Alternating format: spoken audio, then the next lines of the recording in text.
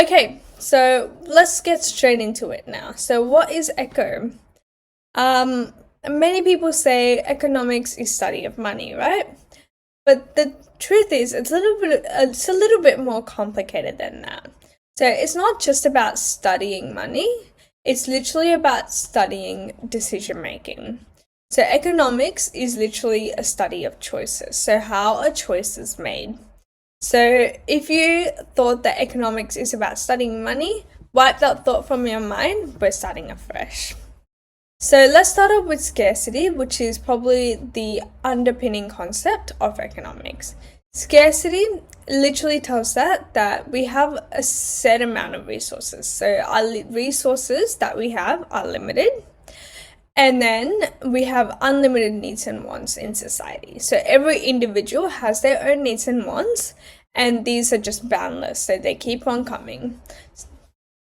Okay, so that's a problem because if we have a limited amount of resources, it means that we're not able to satisfy all our needs and wants. So there, we need to make decisions on how we can maximize our satisfaction. So let's just break this down. So first of all, resources. When I talk about resources from now on, this whole lecture, when I say resources, I'm not talking about money. I'm talking about land, labor, capital. So land resources are stuff like natural resources. So stuff like trees, forests, just literally land, like the space.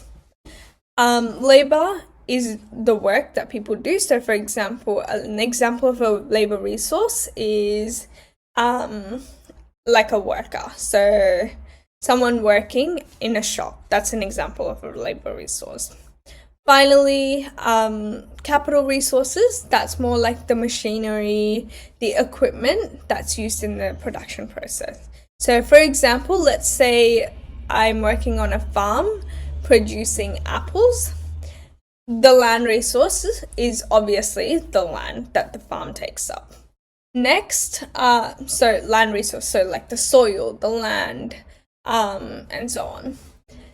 The labor would be the farmers, so the people actually working there doing the work. Next, the capital resource could be like tractors, which are used to sort of harvest the apples and make sure that, they can be sold. So that's pretty much an example of the resources. I will also elaborate on them a bit later on. But yeah, that's a bit about resources. And now the needs and wants. So these needs and wants are unlimited. So that means that just because you satisfy one need or one want, it doesn't mean that all of them are satisfied. So they just keep coming. There's unlimited. It's not possible. It is impossible to satisfy every single need and want of every single person in society. So that's just not possible. That leads us to opportunity costs. So obviously, if we have limited resources but unlimited needs and wants, we are forced to make a decision on what we're going to use these resources for. So which needs and wants do we want to satisfy? Which are we going to forego? And that's pretty much where the decisions that we have to make. And this ties in with opportunity costs. So when you make a decision, you are sort of missing out on all the other stuff that you could have done with your resources.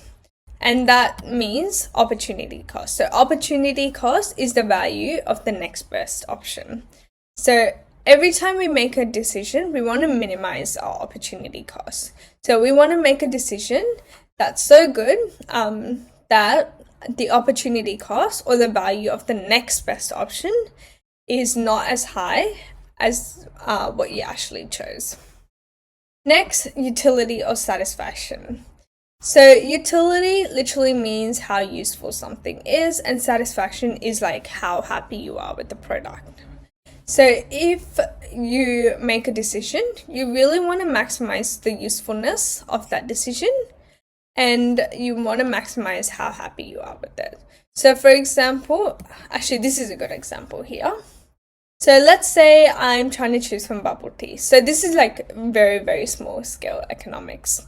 So there's a chart that I went to. I have $5 for these bubble teas. All of them are $5 each.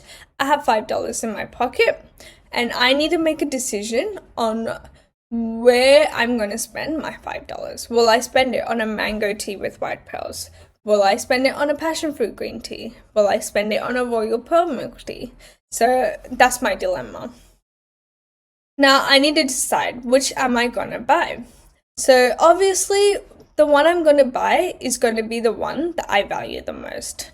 So even though they're priced at $5, I might say my favorite tea is the mango tea with white pearls. So I actually might value that at $10 because that's how much it's worth to me. But I probably really don't like passion fruit green tea, and I might value that at $1. And then royal pearl milk tea, I'll just say that's $5 to me. So that's my value of the tea. That's the value I assign to these teas. So what flavor am I gonna buy? I'm gonna buy the one that's of highest value to me. So if I buy the mango tea with white pearls, that's my highest value tea. So that's what I'm gonna buy. If I buy passion fruit green tea, which is the lowest value tea for me, I'm probably not going to be very happy with my decision. So my utility and my satisfaction won't be very high with that. But with the mango tea, I will have high utility and high satisfaction. Now let's talk about the opportunity cost. So why is it a good decision to buy mango tea? Well, I value this tea at $10, but my next best tea is the royal pearl milk. So the pearl milk tea I value at $5. So the opportunity cost if I buy the mango tea is the $5 of the royal pearl milk tea. But if I decide to buy the passion fruit green tea, so the one I least value, so I don't value this at all. So if I buy this one, then my opportunity cost is actually $10, which I value for mango tea. So that's the value I assign for the mango tea. So you can see that if I buy the passion fruit green tea, my opportunity cost is really, really high. So that means that the decision I made wasn't as good as maybe buying something where my opportunity cost is lower. So I hope that sort of summarizes opportunity cost and sort of helps make sense of it. Okay, so now let's move on to PPF or PPC. So PPF or PPC, that's a production possibility frontier or curve. You can call it whatever you want. It's referred to either way. But the purpose of this is just to give you an idea of a nation's productive capacity. So first of all, there's a few assumptions we make when we talk about the PPF or PPC. So first, we say that there's a fixed quantity of resources. So in the economy, at that point of time, there's a fixed quantity of resources. So there's a limited number of land, limited labor, limited capital. So it's fixed. This economy only produces two goods and services, or two products. Again, it's a hypothetical situation. So we've got good A and good B, and it's only two things that are produced. There's no international trade. So this economy is not trading with anyone. It's just their own goods and services within their own little economy with their fixed resources, and they're only producing two things. So what the curve tells us is an economy's possible production in a single point of time. So it tells us about the productive capacity of the economy. And I've just noticed that there's a bit of an issue. So there's literally no curve on here. Okay, let's do this. Okay, so let's say this red part is the curve. Okay, this red line is the production possibility curve, so the PPC. It indicates the maximum possible production at a single point of time.